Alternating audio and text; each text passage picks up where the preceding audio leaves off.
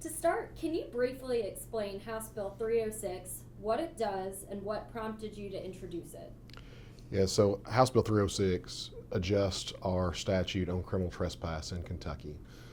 We live in very, very interesting times when people are much more willing to do things that are kind of out of the norms. Whether it's a disgruntled customer, a disgruntled former employee, there are a lot of times where folks feel that they are at risk in the workplace with folks like that. And so this will enhance the penalties with regard to the criminal trespass statute in Kentucky. Third degree criminal trespass was just a violation, and so it was just a small fine. And if somebody continued to reoffend, it really didn't have any teeth in the law at all. And so this will add that as a Class B misdemeanor, so you can actually do something about it. And it will also raise second degree from a Class B to a Class A misdemeanor if you have subsequent offenses in a 3-year period.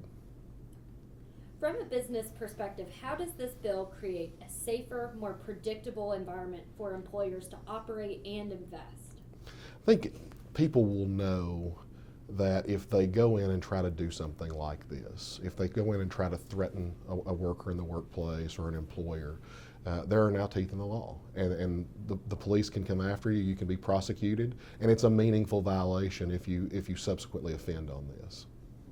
And what types of workplace situations does this bill apply to? And just as important, what does it not change under the law? So it would apply to someone who is coming in and threatening, or at least making someone feel like they are threatened in a violent manner.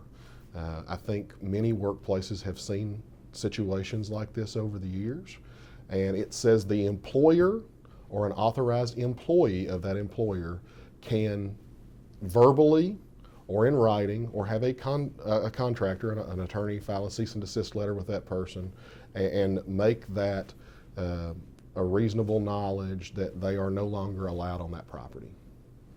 And for employers, does House Bill 306 require any operational changes, or is it primarily about clarifying existing authority or expectations?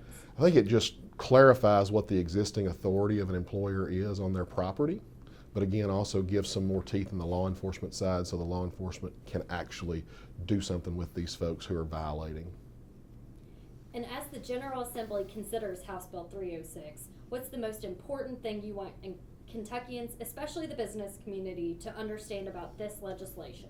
I think the most important thing is this is just a step in the right direction for safety for our employees, for our workplaces, and will hopefully provide a safer work environment for all of them.